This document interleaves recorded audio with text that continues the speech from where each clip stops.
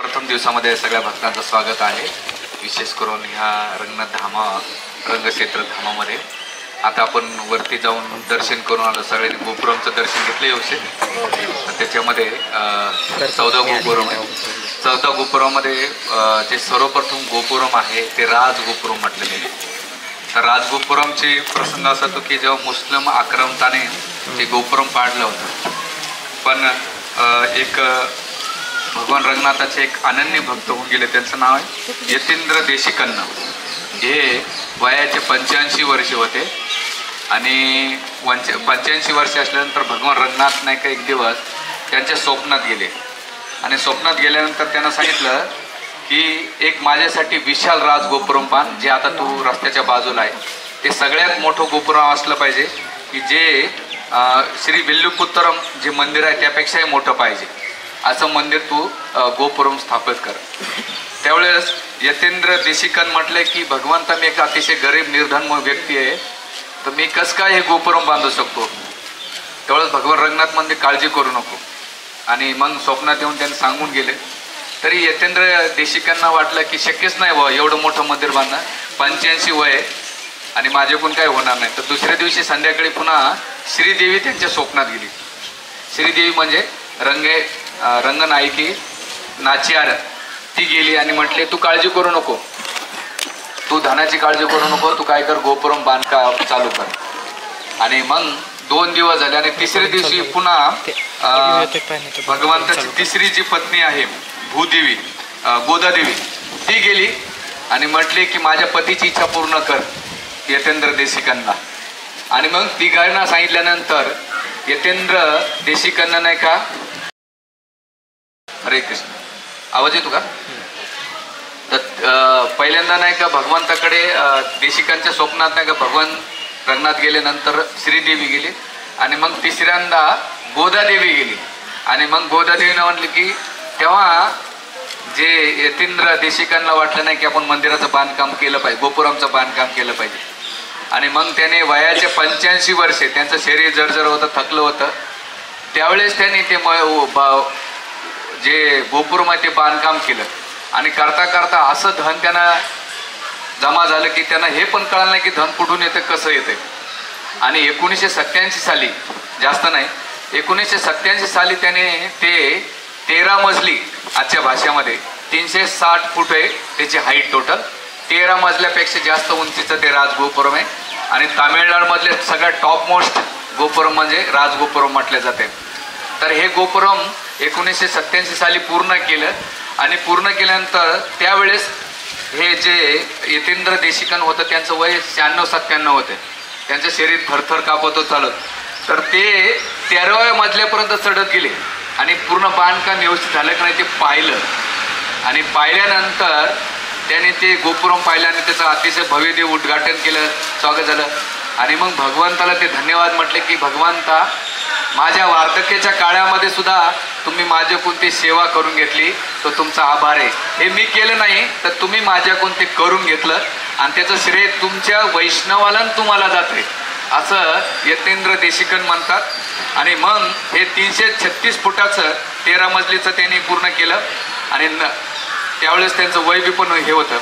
आणि मग 1990 साली त्यांनी हे देहत्याग केला आणि भगवंताच्या वैकुंठ धामात प्राप्त केलेले. तर असं म्हटलं जातं की तुम्ही रंगक्षेत्रामध्ये आले आणि तुमचं दर्शन व्यवस्थित नाही झालं तर तुम्ही नाही का राजगोपुरम दर्शन घेतलं तरी तुम्हाला इथं दर्शनाचा लाभ भेटतो. तर हे राजगोपुरम आहे. दुसरं आता आपण बाजूला व्हाईट गोपुरम पाहिलं असेल, त्या साईडला पाहिलं, ते 2 नंबरचं गोपुरम आहे. त्या गोपुरमचं नाव आहे वेल्लाई गोपुरम. तर हे वेल्लाई गोपुरम याचा प्रसंग असा होतो की इथं मुस्लिम आक्रमण मोगलाने इथं 3 शाही होते, आदिलशाही, मोगलशाही, कुतुबशाही. आणि बऱ्याच मुस्लिम आक्रमणाने काय केलं, इथे हिंदूनं नाही का मारपीट खूप चालू केली. हिंदूचं मूर्त्या पण नाही का तोडफोड, मंदिर पण तोडफोड केली होती. आणि एवढं त्याने नुकसान मिळलं, एवढं आक्रमण केलं तर सगळे हिंदू भयभीत झाले आणि इथल्या जेवढ्या काही मूर्त्या होत्या त्या तिकडं तिकडं लपवून ठेवल्या होत्या. आणि लपवून ठेवल्यानंतर त्याच्यामध्ये वेल्लाई अम्मा नावाची, वेल्लाई अम्मा एक दासी होती, देवी दासी. तिला वाटलं की एवढं आक्रमण झालंय आणि मुसलमान सेनापतीकडं नासधूस केले, मला काहीतरी केलं पाहिजे, मी काय करू शकते. तर ही वेल्लय आम्हा अतिशय दिसायला सुंदर होती आणि तिच्याप्रती आक्रमण. तर ती त्या आक्रमणचा जो सेनापती होता, मुस्लिम सेनापती,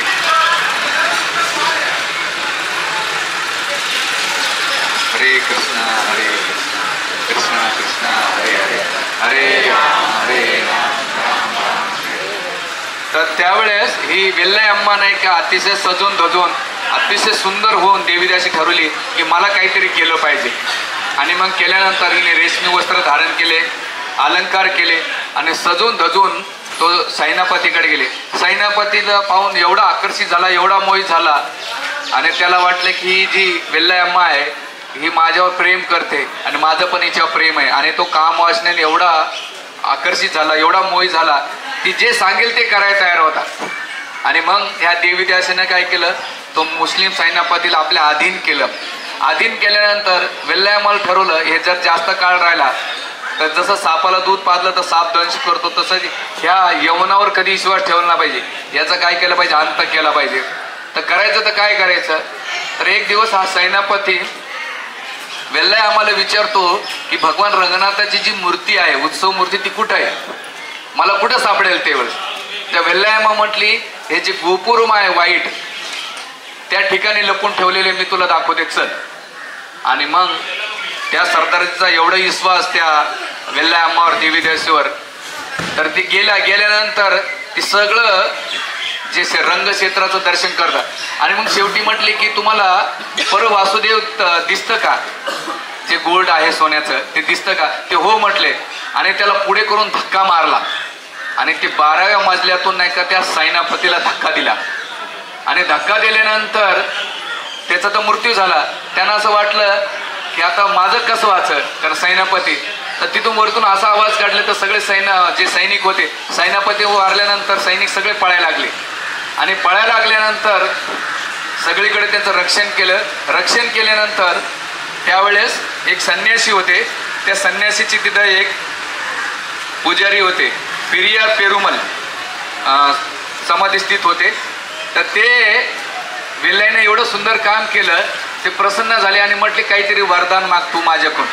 ते म्हणले एकच वरदान मागा, आमच्यापैकी कोणी देवीदासी वारली ना तर तिला एकदम तिरस्कृत केल्या जाते, तिला कोणतं स्थान नाही.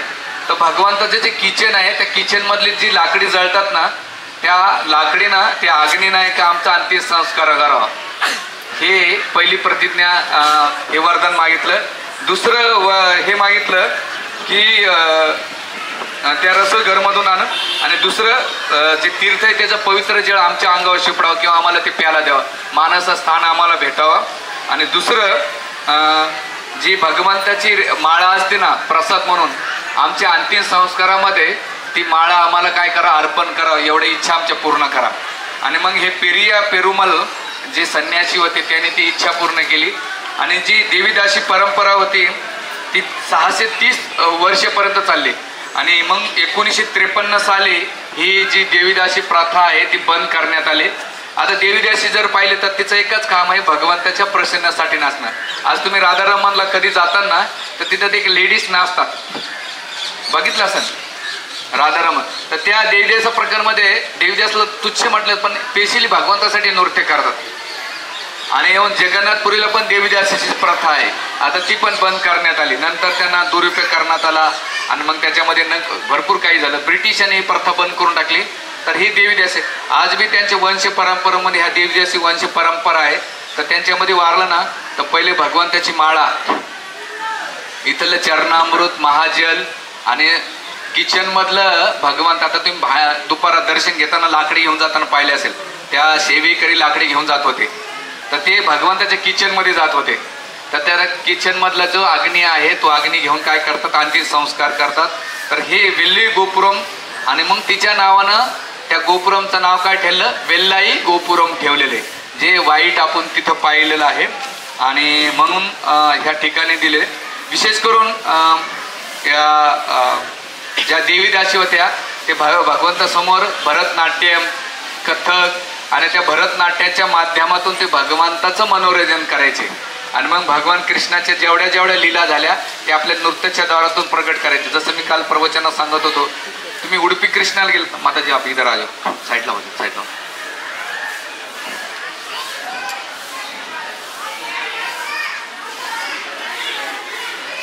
तर उडुपी कृष्णाला जातात ना, तिथे वृंदावन आहेत. वृंदावन म्हणजे सगळ्या सणाची समाधी आहेत.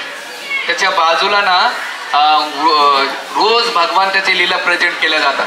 तर आज ती परंपरा आहे का नाही त्याच्यावर डिटेल्स माहिती नाही. तर ही परंपरा देवीदासीचं काम आहे, भगवंताच्या सेवेसाठी नृत्य करणं. तर हे वेलुगोपुरमचा प्रसंग आहे. आपण आता सकाळी 2 ठिकाणी गेलो होतो. कुठे गेलो?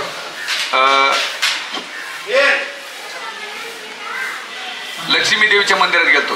ठीक आहे. तर सगळ्यांनी लक्ष्मी देवीचं दर्शन घेतलं. तर तिकडेच कथा करायची काय बघून घ्यायचं.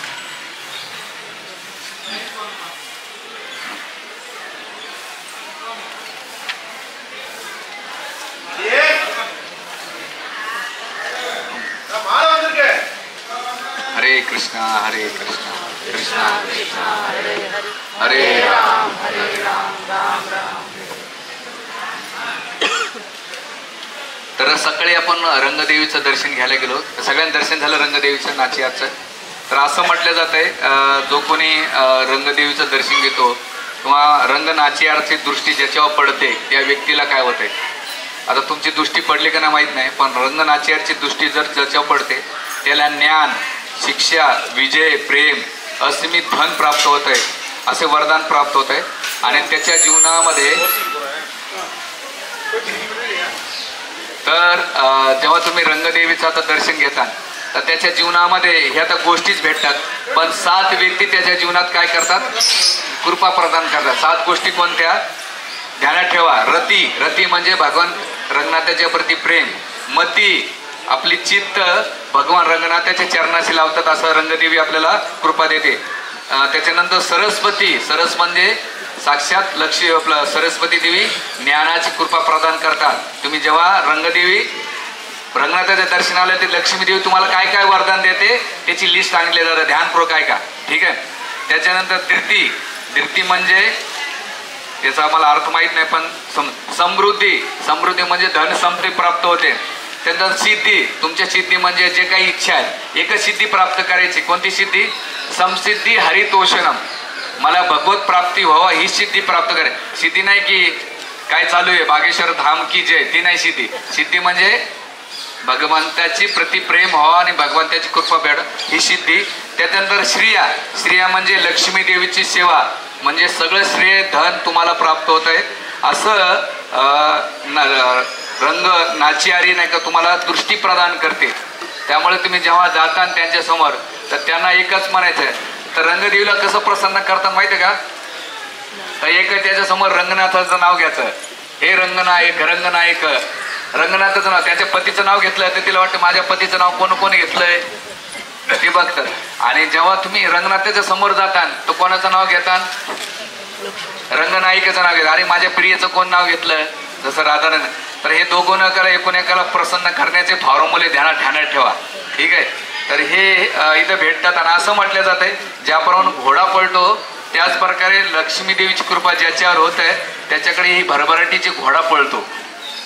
म्हणून जेवढे काही श्री वैष्णव बघा, इथले नॉर्थ इंडियामधले पुजारी त्रास देतात, पण इथले पंडा एकदम संतुष्ट आहेत, प्रसाद एकदम खाऊन संतुष्ट पुसतं आहे ना. तर त्यांच्या लक्ष्मी जर पाहता, लक्ष्मीला कसं धारण केलं माहिती आहे, 2 व्हाईट जे पट्टे दिसतात ना ते रंगनाथ आहेत, आणि जी रेड ही दिसती ना लाईन ती लक्ष्मी देवी वास करते. आणि ज्या स्त्री आहेत ना तुम्ही थोडं त्यांचं ऑब्झर्वेशन करा, इथं व्हाईट असतात बघितलं की इथं थोडंसं. तर भगवान रंगनाथाला छोटंसं स्थान देतात आणि लक्ष्मी देवीला मोठं देतात. म्हणून महाराष्ट्रामधले जेवढे मारवाडी आहेत ना ते लाल पट्टा मारतात, म्हणून लक्ष्मी त्यांच्या जीवनातले प्रसन्न आहे. छोटंसं दुकान चाललं तरी जोरदारात चालतंय, आणि आपण मोठे दुकान टाकले तरी आपले चालत नाही का, तर लक्ष्मी देवीची विशेष कृपा होते. आणि तेच हे फॉर्म्युला इथं दिलेला आहे. आता तुम्हाला कोणता फॉर्म्युला घ्यायचा, भगवत प्राप्तीचा घ्यायचा का भौतिक घ्यायचा, ज्याच्या त्याच्या लेवलला तुम्ही ते घेऊ शकतात. तर आता आपण काय करू, या अंडालाचं मंदिर आहे. तर अंडाला म्हणजे भगवंताची एक अलवार आहे. आणि भगवंताची प्रिय भक्त आहे. तर षण्मुखप्रभू दर्शन बघ ना किती मिनिटात उघडतं. आणि आता मी उद्या उरियोरला चालू. लक्ष्मी देवी त्याचा प्रसंग खूप छान आहे. तर तो प्रसंग ज्या ठिकाणी गेलोय त्या ठिकाणीच ऐकायला त्याची मजा आहे. तर एक दिवस त्या मंदिरातला प्रसंग असा शेवटचा सांगून देतो. एक दिवस भगवंत ठरवलं की रंगनायकी बरोबर राव नाही कंटाळा, तर आपण काय केलं पाहिजे. जी कमलावल्ली नाचियार आहे, भगवंताची प्रिय भक्त आहे, तिला रातोरात भगवंत भेटायला जातात. बाकीच्या वेळेस भगवंत जेव्हा निघतात रात्रीच्या वेळेस संध्याकाळी, आता आवाज निघाला भगवंत निघाले फिरायला, तर वाजत गाजत ढोल ताशा करत जातात भगवंत. पण कमलावल्ली नाचियारला भगवंताला भेटायचं असेल तर भगवंत निम्या रात्री भक्तांना म्हणतात चला आपण भेटायला जाऊ. आणि मग भगवंत उरुईवर मंदिर आहे, आता तिथं कमलावली तिथं राहायची. कमलावली म्हणजे आता बघा सकाळी तुम्ही कमळ घेऊन जाताना बऱ्याच जणांना पाहिलं असेल, तर कमळावलीला नाही का लक्ष्मी चिडून जाते की माझ्या सोबतीला कसं काय घेऊन आलेत, बघितलं का. हा, तर ते दिवेलीला आहेत बरं, आपल्यासारखे नाही. लक्ष्मी देवीचंच एक एक्सपान्शन आहे कमलावल्ली. म्हणून भगवान रंगनाथाच्या दर्शनाला जातात ना, त्यांना कमळ जसं पाहतात ना, तर कमळ पाहिल्या कमलावलीची आठवण येते. म्हणजे रंगदेवी असते, मग घाबरवतात घेऊ को नको फुल, आणि मग ते पंडा घेतात नाही घेतात त्याचे डिपेंडन्स असतंय. तर हे कमलावलीचा प्रसंग असा आहे. एक दिवस भगवंत लपून छपून नाही का कमलावलीला भेटायला जातात आणि गेल्यानंतर भेटून येतात. आल्यानंतर जेव्हा ते बघतात की भगवंताचे डोळे नाही का लाल झालेत, सगळे केस विचकटून गेलेले, कपडे विखुरलेले आहेत, तर मग लक्ष्मी म्हणते दरवाजा बंद करते. सगळ्या त्यांचे सेवक सांगतात काय म्हणे कुठे स्वामी कुठे गेले, म्हणले कमलावलीला भेटायला गेले. मग आल्यानंतर लक्ष्मी एवढी रागात येते आणि मग भगवंत घाबरून जातात की आता रंगे नाचियार आता तायारा माझ्यावर रागवणार. ते म्हणले कुठे गेले ते, आहो तुम्ही कुठे. म्हणले माहित नाही तुला, रात्री असुराने मोठं आक्रमण केलं होतं, त्यांना रक्षण करण्यासाठी मी गेलो होतो. तर लक्ष्मी म्हणते नाही तुम्ही खोटं बोलतायत, माझ्याशी खोटं बोलताय. तुम्हाला एवढीच हाऊस होती ना कमलावलीकडे जायचं, तर माझ्याकडे कसे आलेले, जा कमलावलीकडे. आणि म्हणले अगं माझ्यावर विश्वास नाही का. म्हणले नाही तुमच्यावर विश्वास अजिबात नाहीये. आणि मग त्यांच्यामधला जो संवाद आहे केल्यानंतर लक्ष्मी म्हणते अजिबात यांना आतमध्ये घ्यायचं, 9 दिवसाचा फेस्टिवल चालतो. आणि मग लक्ष्मीला एवढा राग येतो रंगनायकीला, मग लक्ष्मीदेवीचे भक्त भगवंताचे भक्त भगवंताला घेऊन येतात रथामध्ये. मग भगवंत 3 गतीमध्ये येतात, एक सिंहगती, गजगती आणि सर्पगती. सर्पगतीमध्ये भगवंत असे येतात आणि गजगतीमध्ये असं डुलत येतात आणि सिंहगतीमध्ये घाबरत येतात. घाबरत म्हणजे रंगदेवीनं पाहिलं तर नाही, नाचियार पाहिलं, तिच्या सेवकानं पाहिलं ना, असे घाबरत प्रवेश करतात.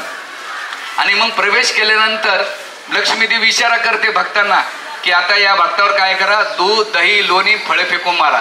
तो सगळ्यात मोठा फेस्टिवल असतो वैकुंठ चतुर्थी, आता महिन्यापूर्वी झालेला आहे. तर लक्ष्मीदेवीचे भक्त रंगनाथाच्या भक्तावर दही फेकून मारतात, दूध फेकून मारतात, दुधाच्या भांडे वळतात आणि फळं फेकून मारतात. मग भगवंताला बी राग येतो. काय राग येतो, भक्तांना म्हणते आणखीन लक्ष्मीदेवीला तुम्ही काय दूध दही फेकून मारा. तो फेस्टिवल एवढा आनंदाचा, जसं रंगपंचमीमध्ये आपल्याकडे कलर फेकतात, इथं भक्त लिटर दूध दही एकूण एकाच्या अंगावर फेकतात. एवढा मोठा इव्हेंट चालतो. आणि तो इव्हेंट कुठं चालतो, तुम्ही ते वैकुंठदार बघताना आता आपण तिथं जाणार आहोत, तर त्या ठिकाणी तो फेस्टिवल होतो. म्हणून एकदा जीवनामध्ये असं म्हटलेलं आहे की एक आपण कोणातरी पार्टी जॉईन केली पाहिजे. या जगात पार्टी जॉईन करतोच ना, तर इथं रंगनायकीची पार्टी जॉईन केली तर रंगनाथाची कृपा भेटते, आणि रंगनाथाची पार्टी जॉईन केली तर रंगनाईची पार्टी भेटते. तर एकदा जीवनात अशी इच्छा करा की त्या कार्यक्रमाला खूप गर्दी राहते, पण दूध दही आता दुसऱ्याचं घेऊन फेकू नका, आपलं दही दूध घेऊन तुम्ही ते उत्सवामध्ये भाग घेऊ शकता. अतिशय सुंदर उत्सव आहे. असं म्हटलं जात आहे तिरुपती बालाजी आणि ह्या ठिकाणी 365 दिवसापैकी 364 काय होतात, फेस्टिवल होतात. तर त्या फेस्टिवलचं मॉडेल आहे. दर्शनी घेऊ पण हां, तर आपण आता इथं काय करू, अंडालाचं दर्शन घेऊया. तो तोपर्यंत मग बाकीचे आपण तिकडे कथा करूया. हरे कृष्णा कृष्णा कृष्णा हरे हरे, हरे राम राम राम हरे